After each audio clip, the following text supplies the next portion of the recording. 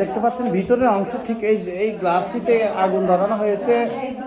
এই গ্লাসটা ভেঙে কিন্তু আগুন ধরে, এখানে একটি খাট ছিল, একটি জাজিম ছিল, ঠিক আপনারা দেখতে পাচ্ছেন এই গ্লাসটিতে আগুন ভেঙে আগুন ধরিয়ে দেওয়া হয়েছে। আমরা পাশের রুমে যাই, আমরা দেখি ঠিক এই পাশে একটা রুম আছে, এইটার মধ্যে কিছু করা হয়নি।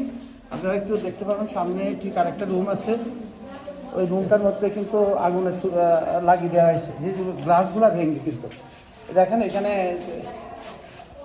অবস্থা, দেখেন এই আগুনটা এখানে লাগানো হয়েছে। দেখেন উপরে সিলিংটার অবস্থা, আগুনের অগ্নিকাণ্ডে যে ধোঁয়া, কালো ধোঁয়া বের হয়েছে, এই ধোঁয়ায় কারণে এই অবস্থা। হান্ডি পাতিলের অবস্থা আপনি দেখতে পাচ্ছেন। আমরা খেলা দেখছিলাম, খেলা দেখানোর পরে ধরেন আমরা ঘুমাইছিলাম।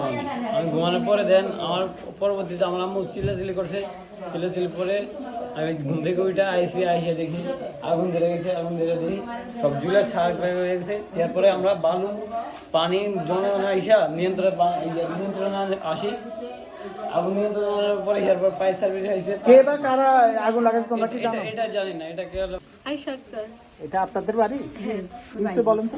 আমরা আসলে ঢাকায় থাকি, আমরা পুরো পরিবার ঢাকায় থাকি, মাঝে মধ্যে আমরা ঘুরতে আসি। তো আজকে হঠাৎ আমাদের আসা হয়েছে, আমার ছোট ভাই বোনের দুজনেরই পরীক্ষা চলছে, আমারও রেজাল্ট দিয়েছে কিছুদিন আগে।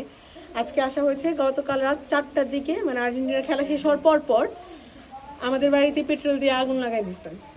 পেট্রোল দিয়ে কারোর সাথে শত্রুতা আমি বলতে কিছুদিন আগে টুকটাক ঝামেলা হয়েছে আমার চাচাতো ভাইয়ের বউয়ের সাথে, এই নিয়ে জ্যাঠাতো ভাইয়ের বউয়ের সাথে। আমার জ্যাঠাতো ভাই আবার ও সৌদি প্রবাসী।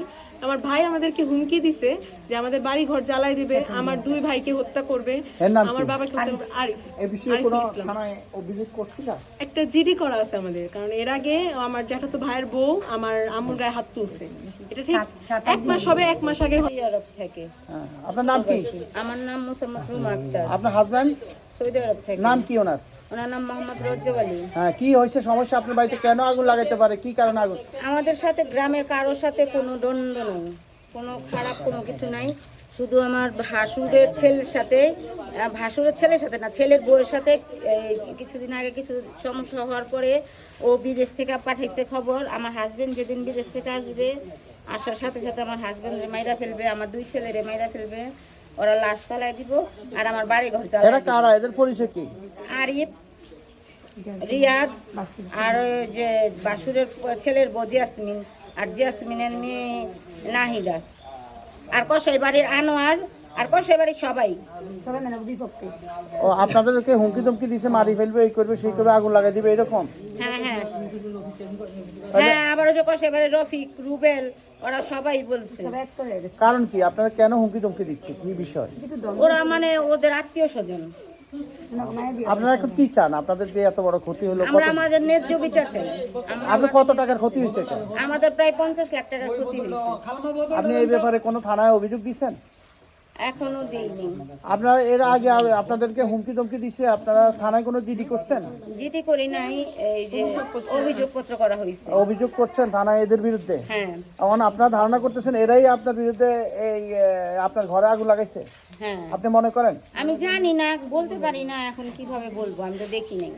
আপনি দেখেন না, কিন্তু এরা হুমকি ধমকি দেওয়ার পর আপনি থানায় অভিযোগ করছেন? হ্যাঁ, কিন্তু মনে হয় হুমকি দেওয়ার পরে আজকে এত বছর, আমি 27 বছর সংসার করি, আমার এই বিল্ডিং 20 বছর, কোনোদিন কেউ তো একটা সুতাও নেয়নি, কোনো ক্ষতি হয়নি।